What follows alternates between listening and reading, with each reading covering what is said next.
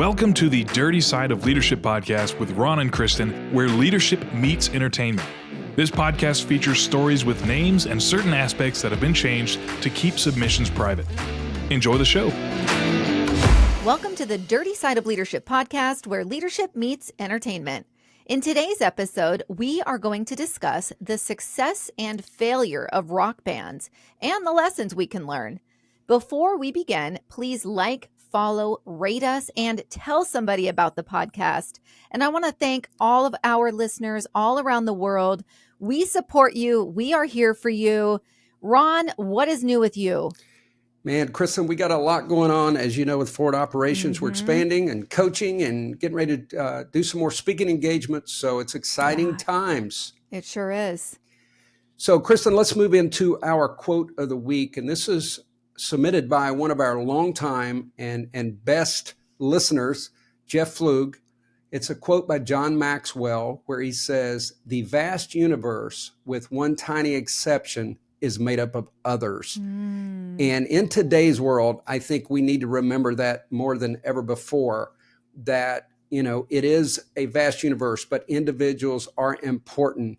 And it's really important as a country that we find a way to manage and to get along and so forth. So that was kind of my take on it. I'm sure you could go a lot of ways with that quote. I know, because I looked at that and I was thinking, okay, exception. Are we talking about accountability, right? If you make one tiny exception, then a million others follow. So I went more in an accountability direction. But that's what's so beautiful about it, is it can resonate in different ways with different folks. So I think that's pretty profound, actually. So Ron, I know you play guitar and piano. So apparently you love music. Well, am Kristin, I right? It's so funny you would say that. I just so happened. Ron's got his banjo ready. Banjo? All right, Kristin, I'm going to sing you a song. All right. You sure you want a song? I don't necessarily know if we want you to sing, but maybe a little guitar riff would be nice. Oh, no, it's too late. If you're we're gaining momentum with the listeners. We don't want to go backwards. Okay, that's enough. I love it. That's excellent. Resist. I mean, we are talking about rock and roll here. Yeah, exactly. Bands. It's perfect. You have to. I'm actually a little disappointed you didn't have a banjo, because that's one of those things. I'm like, I know you're from Western Virginia, but listen, that would have given into all your little stereotypes. Given you ammo for months to come. So no. You know, I love a good banjo riff, though. So hey. Yeah, I did try to learn to play the banjo a little bit. I do guitar, piano. That's really about it. I can do a little bit of impressive harmonica. In itself. Yeah, but I'm getting so rusty. I could barely play a riff right now because I haven't been playing. I am going to get a keyboard in my studio. But that's another time. So our audience was saved from me playing and singing. That's all right. Well, you've wanted to do this episode for a long time, and so I'm glad we're actually doing it. Yeah, Kristin finally allowed me. I begged. It's been on the list. We will have a little chit chat here before we get into it. We're going to break down two bands in a moment, but there's so many leadership lessons. Some people may be asking, why are you using rock bands? But think about it. They have leaders. They have to have marketing. They have employees, logistics, and I do mean logistics when you're traveling, and grueling schedules. And as with most companies, add the human ego, which is probably even worse than rock bands, and human behavior. Put that in the equation, and wow, you can have a recipe for disaster.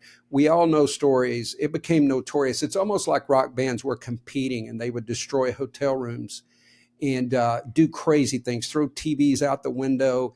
As you know, Ozzy Osbourne bit a bat and, he claims he thought it was a fake bat. But anyway, he bit a bat in a boardroom. So there's so many stories about rock and roll. But what we're looking at is the demise in this, and then longevity. I know you and I talked offline. I love the Beatles.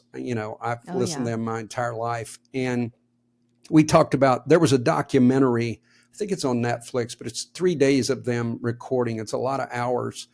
And it was unbelievable to watch the creativity of especially Paul at that point, but John Lennon as well. But I mean, you sit there and watched him write the song Get Back right on, right there in front of you. Like he has this melody and he just starts writing it. And then John decides to bring Yoko Ono onto the set. There's all kinds of speculation about why they broke up, but that wasn't a glowing moment because the set was like an inner sanctum, the studio, I'm saying, where you're playing. And boom, she's sitting like right there on an amplifier or something the entire time. It even frustrated me. It had to frustrate Paul, George, and Ringo because it frustrated me. Have you seen that? Oh, yeah. No, it's horrendous. And then, yeah, they had her singing and everything. I mean, it was just completely horrible. So, yeah, I mean, I would say the majority of folks believe that she's the one who broke up the band for sure. Yeah. Bad move. Another reason that, we wanted to put this episode out is think about what an important role music plays in our lives. Now, some people don't want to know how the sausage is made, and sometimes I agree. I just want to listen to the song. Yeah. But music has a universal way of bringing people together. And Kristin, let me ask you a question. When you hear a particular song, does it take you back to a moment like in high school or college? Oh, absolutely. Yeah. That's the beauty of music. It does that for you. It really does. It will transport you right back to a certain moment. So let's use say high school. Who was your band or who you're in love with, Kristin? Yeah. Let's get a little insight. I know. So I was really into grunge. I'm here in the Northwest, right? So I got into Nirvana, but right after I got into Nirvana, Kurt Cobain died, right? We don't know if he committed suicide or if Courtney Love had something to do with that. But so I couldn't go see him in concert. But one of my best concerts that I went to, my uncle Stan, he's passed away since, but Stan Green, he was the lighting stage man extraordinaire to the stars. And I would be able to go to so many rock concerts when they happened to be in Portland. And one of my best memories was he was traveling with Third Eye Blind, and they had Tonic as their opener. And I remember loving the band Tonic way more than Third Eye Blind. And then here's one piece of leadership or something that really turned me off. When Third Eye Blind went on stage, the lead singer, he like twisted his ankle or, just something. And he acted like the biggest infant. And I remember I was only probably 16 or so, but I was so turned off by that. And here I am, 42 years old, and I still remember him acting just like a complete child throwing a tantrum on stage because he twisted his ankle when he was jumping around. And instead of the show must go on, he totally stopped it and was just, so gross. But anyhow, so yeah, definitely grunge, and then transitioned into country my senior year. Never went back. Oh, wow. So you're still a country fan. Yeah, I love country. Yeah. So I loved Boston. Now, I loved a lot of bands I've already Boston's mentioned, great. but I got into ELO for a while because a lot of it was rhythmic progression for me and vocals, guitar.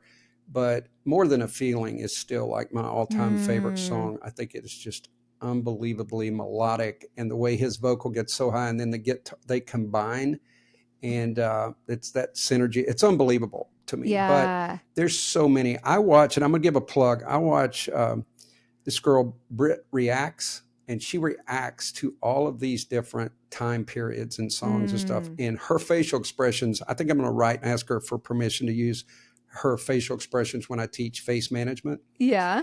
Because she could tell a story with her face. If you could just watch her, when she sees Elvis, all these people, it's just hilarious. That's really cool. So there you go, Britt. There's your shout out. Well, Ron, it's really interesting. If you think about, you talk about Boston, and my parents listened to that when I was growing up, and I love it. Well, I'm trying. You're much younger than my parents, but they love that music also. So Boston, Chicago, even Elton John, the Beatles. But it's really interesting. What I have found with a lot of people is whatever they listened to in high school, or at least right out of high school, that is like those formative years. That is what they will listen to for the rest of their life. Of course, they'll incorporate some new music, but generally that is their set list for life. Why do you think that is? I don't know, but I can relate because you and I have talked about me struggling a little bit post-retirement. I'm in the pandemic, living alone at that point, just released a book, not a whole lot going on. And I found myself on YouTube watching old rock bands that I loved. And I Yeah. watched a lot of Larry Bird, Michael Jordan, and I would put a game on and pretend like, because I didn't remember who won. So I just watch Yeah. a game just like I'm watching a game. I just don't really like the NBA that much now. Right. So when you were talking about the third eye blind or whatever guy, I feel like when LeBron James gets fouled, he, Oh my flops all over gosh. the floor. And I Totally. like the tough guy image. So I like the Bird, Jordan type of mentality Right. and Kobe Bryant. I love that mentality. So Yes. anyway, all right. All right. I'm with you on that. We've talked about the influence that musicians have, and they can take you back to that moment. They can teach you lessons, good or bad. So we are today going to focus on two bands, and that's Guns N' Roses. We're going to look at, even though they got back together, folks, we know that, but we're going to look at that original breakup because it shattered the rock and roll community, as they say. And then we're going to look at the Rolling Stones and how they've stuck together. Now, I know they're like great grandfathers or something, and they died years ago and don't know it. But anyway, there's probably lessons that we can glean and pull out of that. So we are going to look at those two bands, and I think you guys are really going to enjoy this episode. Yeah. So we're going to start with Guns N' Roses, and they were formed in early 1985, and it was a combination of band members from the LA Guns and the Hollywood Rose. So many may not know that. Yeah. And the original guitarist left to reform LA Guns, and Sal Hudson, better known as Slash, replaces him, and the rest is history. Now, fast forward, Guns N' Roses began to tour worldwide. They got money, success, fame. What could go wrong, right? Welcome to the jungle, baby. Yeah, exactly. One of their big tunes. So soon after the band released its first album, Slash and other members began using heroin. I think we've heard that story before. So there's a leadership lesson I didn't put in, but if you're trying to move your way up the corporate ladder, don't use heroin. You heard it here, folks. It almost destroyed the band before it even got started. And he continued that heavy drug use, by the way. So he had his issues. We are going to focus a little more on Axl Rose. And Rose was the lead singer in the group. Anybody that knows anything about rock and roll knows this band and the players that we're talking about. But he actually stated that he was molested by his birth father at age 2. I read one place he said he remembered he says a needle being stuck in him, and then he said his mom walked in, and then apparently she was abused by his father in some way or beaten. It didn't go into detail. I read many articles on this in preparation of this podcast, but later, after his parents' divorce, his stepfather moves in and begins to beat him regularly and molested his sister for 20 years. Wow. And of course, this, I think, went unknown until his sister finally opened up. And later, by the way, he made her the manager of marketing. And some people believe on a psychological standpoint that he was keeping her close to him so he could protect her. Probably. Gosh. But Kristin, as we've talked about in this episode, and how are you the way you are in one of our podcasts, this stuff followed him into his childhood. So, and I know you were asking tongue in cheek, what could go wrong? But I've said plenty of times that if you don't deal with some of the childhood trauma and even some of the bad childhood habits, it will follow you into your adult life and into the work world. So anyway, his issues certainly followed him. In 1991 in St. Louis, they were playing, or according to Rolling Stones magazine, and I ended up, even after I wrote this, I looked at it on YouTube. Axl Rose sees someone with a camera. Back then, they were trying to keep people from recording them. And, finally they gave up. Now you just pull out an iPhone. They just finally gave it up. He dives off the stage. Now I saw this. He does a full headfirst dive to beat this guy up. Then he gets on stage and literally screams in the mic, thanks to lame-ass security, I'm out of here. And he slams the mic down, walks off. Well, all these people paid to see Guns N' Roses. A riot breaks out. So there were Tons of people that got hospitalized, 16 Oh people my got arrested, gosh. and there was $200,000 in damages to the facility. In Wow. another concert, he said he had a sore throat. This is what reminded me of your guy on Third Eye Blind or whatever Oh the name yeah. of him. Yeah. He literally just says, I've got a sore throat. I can't do this, and walks off the stage, causing another riot. Of course, people are all fired up to see Guns N' Roses. He then began to show up like 3 hours late, would skip practice altogether. All the band members are furious. Finally, Slash leaves the band and for just temporarily, and then to come back, Axl takes over and is making them all sign a contract. So it just got completely chaotic. And ultimately, you know the story. The band broke up. Axl gets diagnosed as being bipolar, no shocker there, and began to get help. And of course, Slash goes into another band, Velvet Pistol or something, and then he ends up getting help as well. And they did ultimately get back together. What's your thoughts on all that? Oh my gosh, that's messy. But to your point earlier, we've got a very talented individual who is suffering from childhood trauma. I mean, understatement there. Yeah. And has mental health issues that clearly are impacting him present time and basically ruins what could have been a beautiful long career.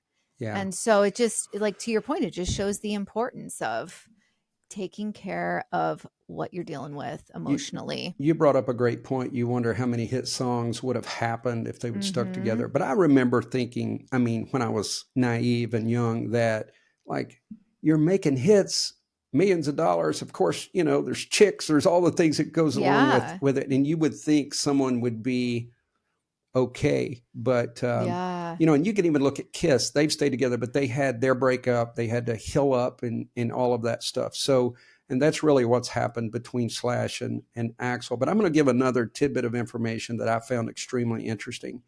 In 1991, Slash decides he is asked by Michael Jackson to play on a tribute to Jackson or whatever it was. So it turns out one of the managers says that Axl Rose was infuriated because Slash was going to play with Michael Jackson because he believed the child molestation accusations against Michael Jackson. So Yeah. think about that. He felt Slash didn't support him in that, if Right. that's true. So that was Yeah. something I didn't know, and I found that to be quite interesting. Yeah, no, that really is, and it just shows how it continued to carry on, even with this huge name, right? Most people would be thrilled to partner with Michael Jackson in some type of musical venture. But so of course, drugs and alcohol made the situation much worse. And finally, Slash and Rose were not even speaking. And in 2007, Slash's autobiography cited Axl's basically where he was dictating. He had total control over his bandmates, as was a major cause of his departure. And then following the departure of Izzy Stradlin and Steven Adler, Axl reported basically that band members had to sign contracts which left Slash feeling reduced to hired hands. And at one point, reportedly demanded sole ownership of the band's name. And that was enough for Slash. He left the band in 96. And as a caveat, the band has reunited and toured in 2023. So what crazy timing is that here we are a year later going into it. And who knows, are they still on tour right now? They got back together actually, Kristin, I think in 2016. They did some Oh, things okay. and then they took a break, and now they toured in 2023. Yeah, okay. I do want to applaud them for maturing, dealing with their issues and all that stuff. So we're not Yeah. really here we all know the rock. I used to jokingly and say, if you want to live long, you got to start a rock band, almost die of heroin, then come back and play more music, and you can The live to be 9 lives. 120. Oh my goodness. So, kudos that they've apparently got their act together, at least to some extent. So that's good. But let's take some leadership lessons away from this story, and especially Axl and Slash. Number one, and any leader will tell you, there was inconsistency. And Kristin, I tell you before, like you have a whole influencer group and you got Mm-hmm. things that you post. That has to get tough sometimes. You have to be, and I mean, you've been consistent for years. Even Yeah. but you were consistent before I knew you. Right. How do you do Right. that? Yeah. It's for instance, you have to set a schedule. So for instance, I post at 9, noon, and 6 p.m., right? Every day. And so there are times that you just have to be flexible, but you plan ahead. And I'll stick things in drafts if I need to do it all the night before because I have a crazy day, like today, for instance. You find your material and you put it in the drafts and you get it going for the next day. But yeah, it's really just about planning ahead. I think that's a recipe for success. The next one is near and dear to all of us, and that's immaturity. Mm-hmm. A lot of these rock stars act like children. They get spoiled. They think the world revolves around them, and all their immaturity Yeah. comes to the surface. And I've seen that in the workplace so many times. I've seen inconsistency as well, but it's amazing to me that adults are, there's a statement in my book, The Dirty Side of Leadership, that says managers have to learn many employees are just toddlers trapped in adult bodies. Yeah. And that got a laugh from some people, but it's actually true. I was stunned at some of the immaturity that I saw. Oh, yeah. And another one that Kristin and I really try to do is it's gratitude for stakeholders. Right. And Kristin, when Axel slams a mic down and walks off because one person had a camera, number one, that's immature, but that's a lack of gratitude to all those people that bought tickets to see Exactly. them. Yeah. It's like, who do you think you are? Without them, you're nothing. And I think that is something that, maybe my following's 50,000 on one on Instagram and maybe that much on YouTube. But my point is I still respond to every DM that I get and I make myself available. And that's what you have to do. You have to have gratitude for those that are supporting you. And, I think to myself, who do you think you are not responding, right? Like Exactly. there has to be, you have to have, you can't just be doing that all day, all night, but you do need to be understanding of if Yeah. without them, who are you?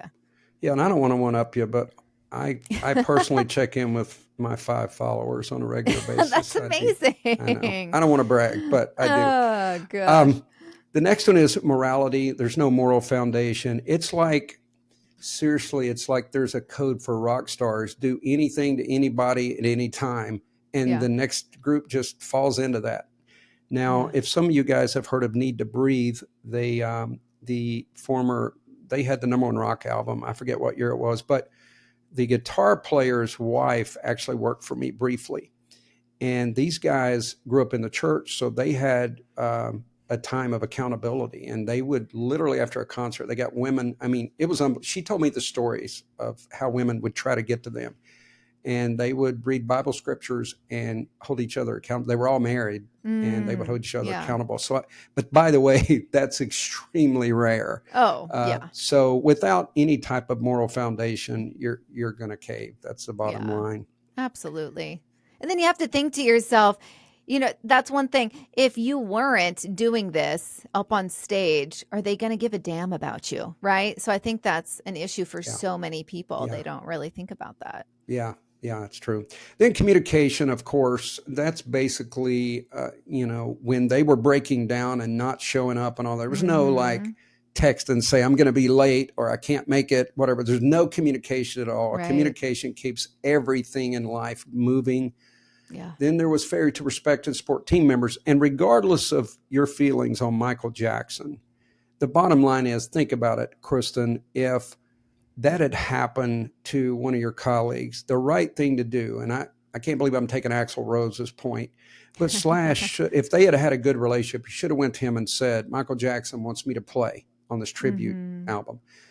And Slash may have said, yeah, go ahead and do it. Or, he might say, look, man, you know what happened to me when I was a child? I don't like this guy. I believe he's a molester. I ask that you not do it. That would have been what true friends would have done. There was none of that, of course. Slash went off, did the album, And, I don't even know if they ever discussed it because the interviews were from, now I do think Slash mentioned in his book, but I'm saying the interviews were from their band manager about the issue. Yeah. This that's is interesting. I didn't know about that one. Yeah.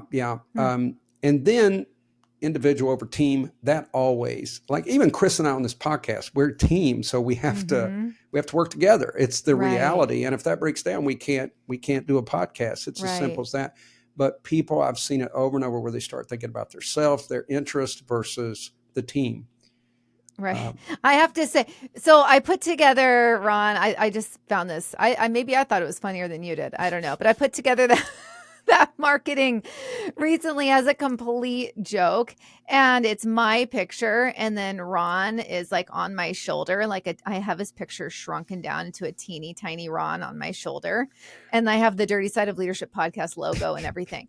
And so, what's funny though is I posted it and I was like, new marketing, and I even said I'm like messing with Ron. I had so many people like, that's awesome, that looks so good. I'm like, you guys, can you imagine if I literally like, what kind of, don't feed the beast, people.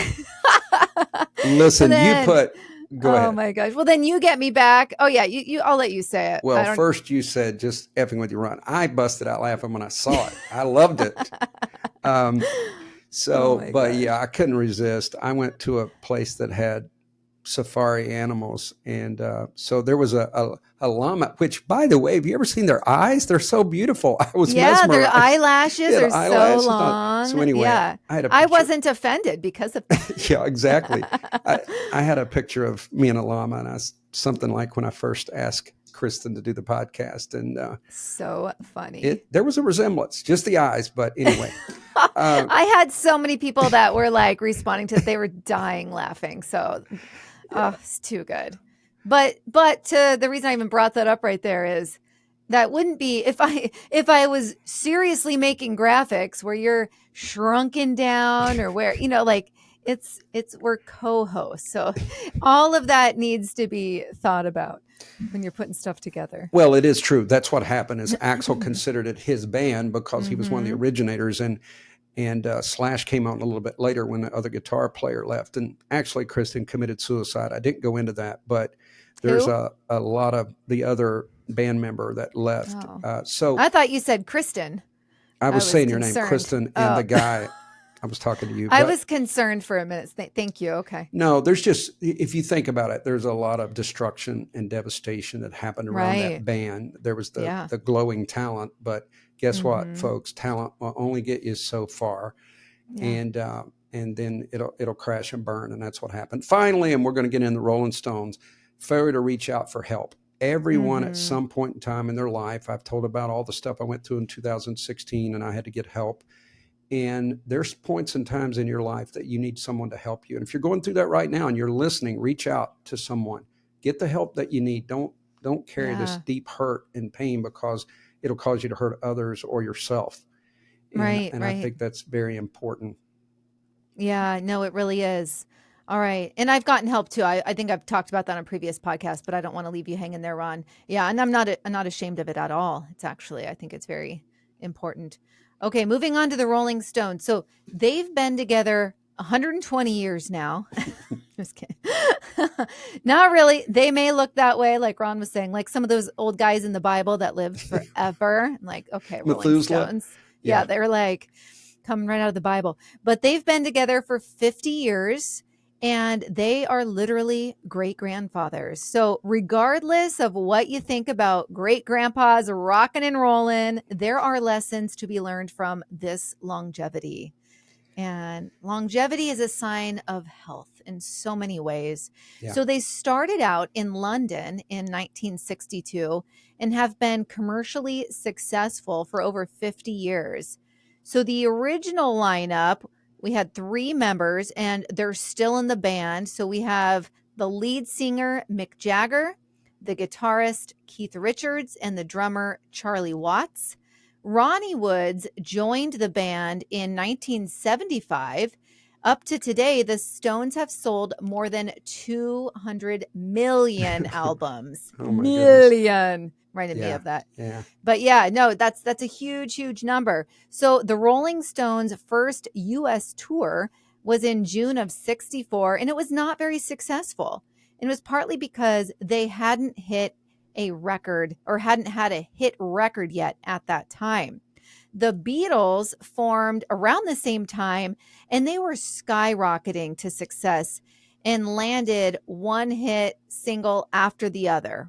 And while the Beatles had been gentlemanlike, nice, and always neatly dressed, the Stones had been their counterparts, the bad boys, if you will, the anti-Beatles, wearing long hair and showing more of an aggressive music style.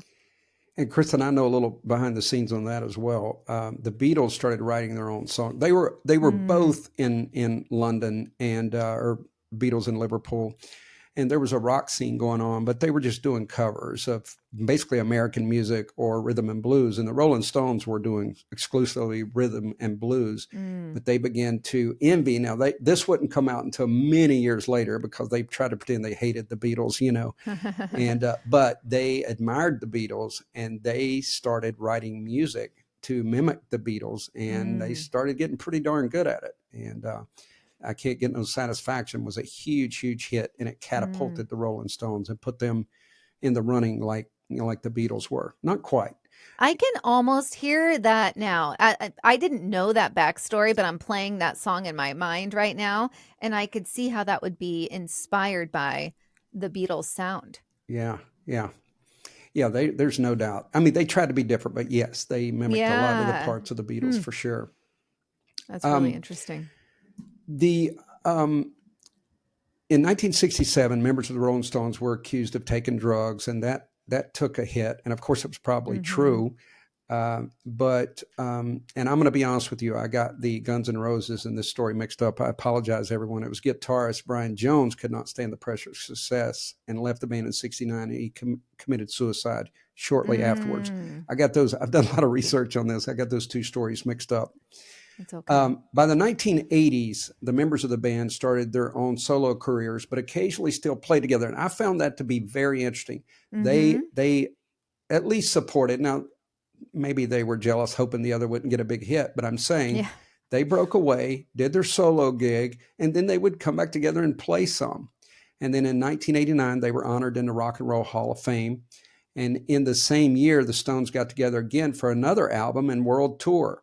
Having reached middle age, I guess you would call it that, the band proved that they could still rock. Thousands flocked to the stadiums around the world to see their concerts. And on stage, they were still seeing that electrifying and unique, the dancing by Mick Jagger and Moves Like Jagger, of course, Keith Richards is no slouch on the guitar. So what can you say? They could still rock. Exactly. And I like the perseverance. I think that's something that so many people, especially in today's world, it's that instant gratification, right? Yeah. And let me do, ASMR. Let me do, there we go. There's that ASMR. Let me work that in. That instant gratification. But everyone needs it yesterday, right?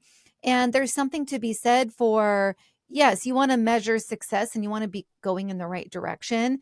It's not going to happen overnight. You have to keep working. That's right. And it's a grind. So let me talk about something else here. So in 2008, the Hollywood director Martin Scorsese, classic, amazing, a dedicated Stones fan, turned one of their concerts into a documentary film. Shine a Light is its name. So I actually haven't seen that. I'll have to add that to my short list here. Yeah. So no rock band has played longer than the Rolling Stones. And today, at the musical age of 50, so they've been together 50 years, they are far from quitting, and their fans appreciate it. I can only imagine. They have recorded over 400 songs, made 24 studio albums, and have gone on 10 world tours. That's exhausting just thinking about that, but so amazing at the same time. While other rock bands have come and gone, the Stones have endured. And critics say that the Rolling Stones are not only clever businessmen, but because they have always put the band before the individual. So there's something to be said for that team approach. I mean, they even, correct me if I'm wrong, I didn't even think about this. Do they have their own magazine? Isn't the Rolling Stone magazine I don't know if they actually are the ones that. I think that's separate. I don't know for sure, Yeah, but I think the completely Rolling separate. Stone Okay, I'm sure they is had to pay separate. for the name, the Yeah, I namesake. don't know who owned the. But yeah, super interesting. Well, So, there's an old song called "Mama Was a Rolling Stone," and I think that I that's where that see. came from Okay, that just popped from the up. magazine. But I anyway, see. Yeah, I wasn't sure. I'm like, I wonder if, hey, if they're great businessmen, did they start a magazine too? yeah. That's a Google search I'm going to do later. So And we'll then check call me that and out. tell me I'm right, please. Okay. Yeah, we'll see, Ron. All right. Do you want me to go over these unique aspects that have kept them together Yeah, since and you I went did through the want to last one? stress that this Yeah. is not, we didn't put these in here to be the typical you look. Some of them will be, but I'm saying if you look at leadership lessons, this is not going to Mm-hmm. say integrity or, those kind of things. The things, we wanted to show a little different set of that, but these are things Yeah. that the Rolling Stones certainly embodied and they were able to stick together. Yeah. We can just rotate through them. I see Okay. you have that. Perfect. Well, the first one's a strong vision. They had an idea of where they wanted to go. Now, of course, it's okay in your vision to look at the Beatles, Yeah. or if you're in a company, look at your competitor. It's fine to Yeah. do that. But they literally did go. They realized rhythm and blues is not going to take them where they wanted to go, and they were willing to change course or adapt, you could say. Mm-hmm. And then they changed their vision, and look what happened. Right, right. It's powerful. So this one's interesting. Business over the individual. And they realized that they were better together. And if more leaders would do this, I know we've heard in the movies, and we've heard when we're watching or on conference calls, and where it's not personal, it's business, right? We've heard that Yeah. before. But it's true. We do, if we run a business, we do have to think about that versus catering to different attitudes. I've watched so many bands, someone gets mad and leaves, they start their own Mhm. thing. It is extremely rare. I mean, you've got a few, and I don't know why Phil Collins left, but he had some hits. There's always a few people, Ozzy Yeah. Osbourne when he left Black Yeah. Sabbath, but in the large sum of it, there's very few that leave and have more success than he had with the group. And Right. and the Stones realized that their solo careers were Yeah. never as big as the Rolling Stones. Right, right. Oh, absolutely. They had to overcome some hardship. We mentioned that Brian Jones left the band, committed suicide. Now he had been out of the band for a while when he committed Mhm. suicide, but if you watch the documentary on the Stones, man, Keith Richards and especially Keith Richards, but Mick Jagger, they did serious drugs, almost died at one point. Like, it's crazy. So did Aerosmith. It's quite a story, but Mhm. they did overcome, and Yeah. apparently they're drug free. So Yeah, which is amazing in that industry, yeah. seriously. Jaggard and Richards were astute businessmen. And if people don't think that's important, you're dead wrong. You have to be smart. You can get taken advantage of in this industry or really easily, right? Yeah. They also maintained a love for the music. You have to love what you're Mhm. doing. They wanted that big crowd. They wanted those hits and they appreciated it. And you have to love what you're doing or Right. it's going to just fall by the wayside eventually. Yeah. So they had a love for music and writing and performing, and that Yeah. kept them going. Yeah, they really did. So this is really cool. So they had the ability to adapt and reinvent themselves, rebrand, if you will. Who have we seen do that? Madonna has done that probably more times than she should. Her most recent rebranding is slightly concerning, but a lot of them are reinventing and rebranding themselves, and they do it in a way that it's a really good look for them, and it keeps them relevant. Yeah, I think it's funny when I'm walking through the mall and I see kids wearing Beatles and Rolling Stones t-shirts. Yes. And even, I joke with my daughters because a lot of if you look at some of the rap songs and things out, they're taking the sound bites, the sample from old rock songs and then redoing Mm, it. So I was yeah. just in the car with someone the other day and there was a song that's in the top 40 now. And they were like, I love that. And I said, that's an old 70s tune. And I pulled it up on YouTube right on the phone to let them know that that's That's where they were cool. sampling for or taking that track from. Yeah.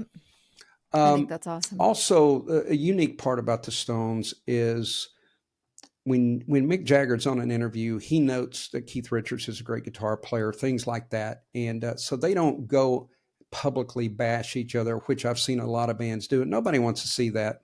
Even if you got dirty laundry, Right. keep it in the closet where it belongs. You don't want to air that stuff. And Right. those guys have learned that. Yeah, it can be icky. What's interesting? I think of Queen. So many people watched the Queen movie. What was it? Bohemian Rhapsody, the movie. So good. But if you think about throughout the movie, when Freddie Mercury goes off to try to do his own thing, he was being misled and manipulated, and he's in Yeah. Germany, and the music was horrendous. And when he came back, they were like, no, basically, we're only going to do this as a group again if we are equal parts. And that's where, until he passed away, Yeah. that's what they did. They shared the credit and they were equal players. Just for interest, if you've stuck with us, I do want to tell you one quick story. A lot of the Stones fans know this, but the Stones did do a concert in the, I think it was like late 80s, early 90s. They did a concert and they got the Hells Angels. They couldn't get the security they wanted. So they got the Hells Angels to be security. Well, you can imagine how well that went. Oh, yeah. So the Hells Angels ends up fighting with people, and a young girl got stabbed and died. Oh my gosh. And believe it or not, I read that this really bothered. I feel like some of these rock stars are soulless, but it really bothered Mick Jagger, and they took precautions and changed the way they did their live performances and everything. Now, nothing justifies that, but I think it was Right. ignorance for them. They were doing a big outside event. They got afraid they were going to get killed, so they, make a connection with the Hells Angels, and that did not go well. So Right. they did clean up their act. So there's a lot of adaptation and reinventing and adapting to change that they did. Yeah. Yeah. Another thing they have was attention to detail, and this is something that gets overlooked a lot. But there's a scripture in the Bible: the small foxes spoil the vine. Little foxes come in and eat the vine. Well, small details can turn into huge details. Oh, yeah. And from their music, the way they presented themselves, their stage performance, they're very hands-on.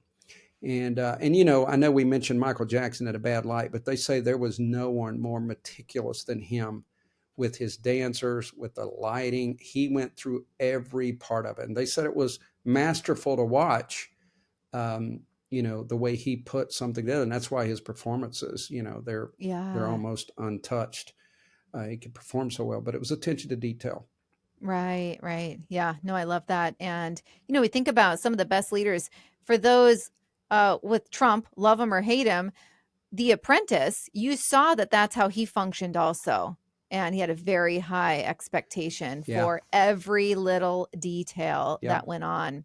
And not only did people know, I think it's really important, people understood what his expectations were, and they knew not to present him with anything less than. And I think there's something very powerful about that. Absolutely. But the last one here, they kept going after losing band members. And, I apply that to when I ran different bank teams.